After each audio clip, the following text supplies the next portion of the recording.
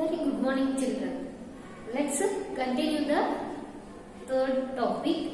That one, coming of the British and the revolt of 1857. So see here, Battle of Plassey.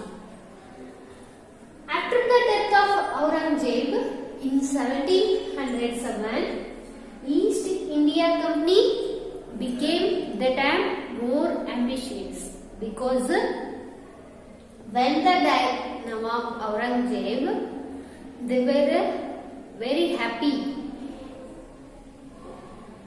They think we can get easily that place. The East India Company think like that. So British had their own army. They had owned their army for trading protection, because some of the Nawabs or some other countries' traders attack on their trader centers. So before they think, and they had their own armies in their trading centers. So they wanted to bring Bengal under their control. When the Nawab died, they wanted to think, oh, we get the Bengal places under our control, that one. So they started building forts and settlements in the 17th century. They get the permission from British government. That moment Elizabeth I, they ruled, and also they were got the permission of Indian kings like Nawabs or other small kings. They were got the permission, and they were open, or they started the buildings, forts and settlements in the 17th century, beginning of the 17th century. When they maintained the army in Bengal, when they started to maintain the army in Bengal, so that time, after the death of Aurangzeb, there were ruled Siraj-ud-Dawla in Bengal places. He ordered to British, remove your armies from these places, from Bengal states. He told to British East India Company, but the British East India Company, they rejected, and they not pay to any taxes. And the commercial taxes, they not given to the Nawab, rejected his orders. They not remove that places and not pay any taxes. So the Nawab that time, he marched, he battled with the British East India Company in 1756. This event very effective on the East India Companies, because they already started to their construction activities, and they were started to trading centers, and they built many buildings where, and so whatever you think, we have own armies and we have own their trader centers, they think. But when they not stopped their construction activities, that time the Siraj-ud-Dawla attacked among the British centers. It is very ambitious of British East India Companies, and they were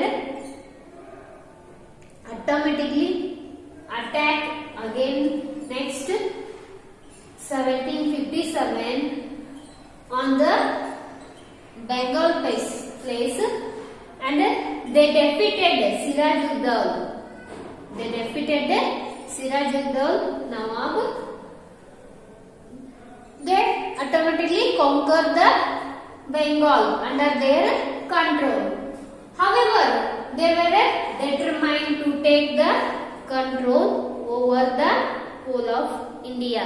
Step by step, the British started their control over the whole of India because their main ambition was that one, over all of the India under our country. They think like that, East India companies or British government. So the British have to, the British rule or British East India Company use their own technique. That is, they have to one ruler against the others. They suddenly gain the powerful and wealth because their Indian ruler, they help to one king and attack the other kings. This trick very technically used, and they gain the power and the wealth slowly, step by step. They powerful and they got the more wealth of India. So this policy of British known as divide and rule policy. This policy we call that divide and rule because the Indian country's kings, they were not unity in our country's kings. So this is the very useful point to the British. Automatically they ruled. They supported one ruler and against they battle against another king. It is successful to the British that time. Then this is the Battle of Plassey. The British victories the Bengal places.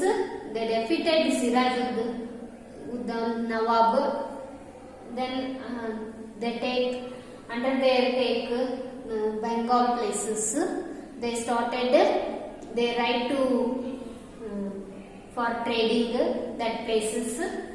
So then Battle of Buxara, another is the same battle of policy like that. Then other places we call that Battle of Buxara. It was held in 1764. It was held in 1764. Some years after of Battle of Plassey. So Mughal Empire. That time the Mughal Empire Shah Al Second, he ruled the Indian some places, but the two Nawabs and Shah Al Second,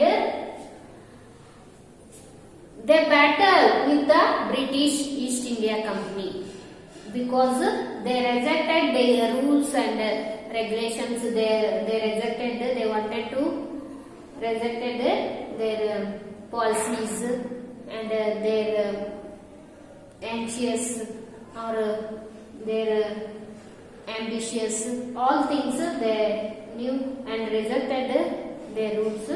But when they attacked Shah Al Second and two Nawabs, they attacked among the British East India Company.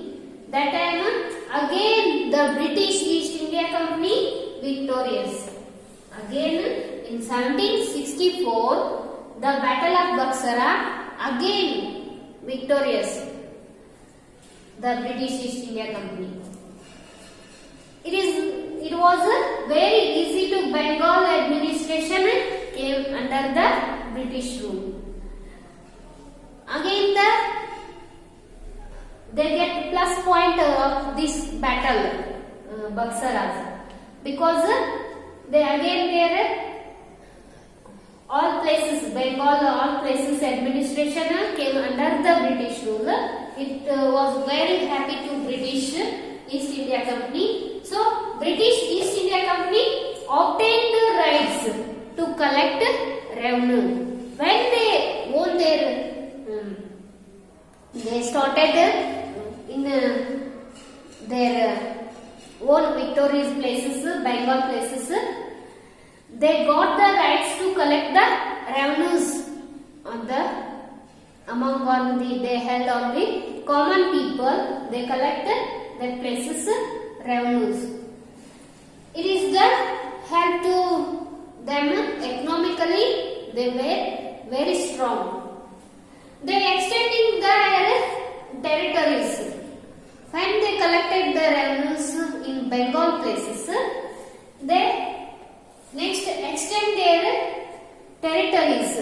Their territories extended, then through various policies. It means they held on the Indian kings various policies. For example, doctrine of subsidiary alliance. Some are main policies. More than policies, they held on the Indian kingdoms.